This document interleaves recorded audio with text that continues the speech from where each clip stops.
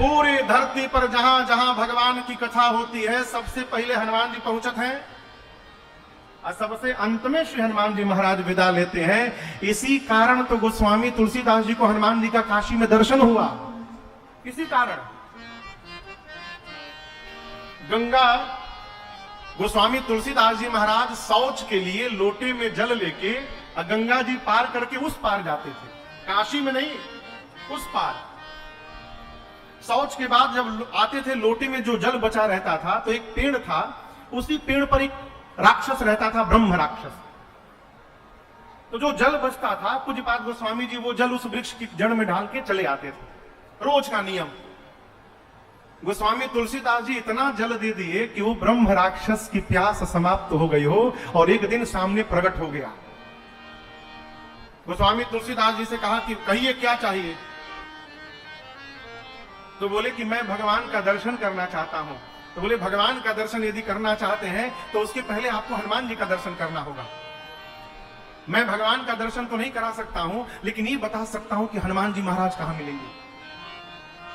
तो गोस्वामी तुलसीदास जी बोले बताइए। बोले चाहिए काशी में जहां भी राम कथा हो रही हो, कथा में जो सबसे पहले आए और सबसे बाद में जाए वो हनुमान जी महाराज हैं। गोस्वामी तुलसीदास जी आए तो एक जगह कथा चल रही थी। अब सोचिए ये कैसे पता चलेगा कौन सबसे पहले आया है।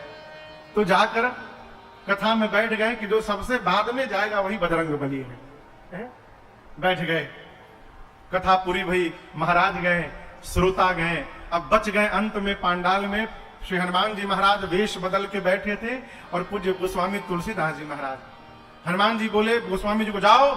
गोस्वामी जी बोले हम यहीं रहेंगे, आप जाओ। हनुमान जी का नियम सबसे बाद में जाना है। गोस्वामी जी बोले हम जैबे नहीं करेंगे, आप जाइए, हमको नहीं जाना, हमको यहीं रहना है। अंत में श्री बजरंगबली ने हनुमान जी महाराज को दर्शन, गोस्वामी जी को दर्शन प्रदान किया है। बोले मुझे रघुनाथ जी का दर्शन चाहिए। बोले अयोध्या जाइए, दर्शन मिलेगा। अयोध्या गए गोस्वामी तुलसीदास जी। सामने से दो घोड़े पर दो राजकुमार छोटे छोटी अवस्था में बगल से गुजरे। किसके? तुलसीदास जी के बगल से गुजरे। गोस्वामी जी पहचान नहीं पाए। आगे फिर हनुमान जी मिले। बोले दर्शन हुआ? किनका? अभी तो भगवान गए हैं बगल से। गोस्वामी जी रोने लगे, मैं इतना बड़ा भागा पहचान नहीं पाया। बोले ठीक है कोई बात नहीं, चित्रकूट जाइए, वहां दर्शन मिलेगा। गोस्वामी जी चित्रकूट आए। एक दिन सुबह सुबह राम घाट पर बैठकर चंदन घिस रहे थे। दो सुंदर सुंदर बालक छोटी अवस्था में आकर सामने बैठ करके बोले बाबा आप हमको भी तिलक लगा देंगे? गोस्वामी जी बोले अवश्य लगाता हूं, इधर आइए। हनुमान जी देखे कि गोस्वामी जी फिर मिस करने वाले हैं आज। तो कहते हैं ऊपर पक्षी का रूप धारण करके वृक्ष के ऊपर बैठकर और हनुमान जी महाराज बोले चित्रकूट की घाट पर भई संतन की भीड़, तुलसीदास चंदन घिसे क्यों तिलक दे रघुवीर। जैसे श्री हनुमान जी महाराज ने बात कही गोस्वामी तुलसीदास जी को भगवान का दर्शन प्राप्त हो गए है। उसी प्रकार सारा देव समाज भगवान के दर्शनार्थ यहां आया है। कहां आया है? अयोध्या में। सभी आनंद में है, लेकिन रात्रि देवी थोड़ी परेशान थी। भगवान ने रात्रि से पूछा देवी आप क्यों उदास हैं? रात्रि ने कहा प्रभु मैं अपने दुर्भाग्य को लेकर उदास हूं। सभी देवताओं ने आपके प्राकट्य का दर्शन किया, छोड़ मुझे। भगवान बोले आपने क्यों नहीं किया? रात्रि बोली प्रभु आप दिन में प्रकट हुए हैं, मैं दिन में होती नहीं हूं, मैं तो रात्रि में होती हूं, मैं कैसे देखूंगी?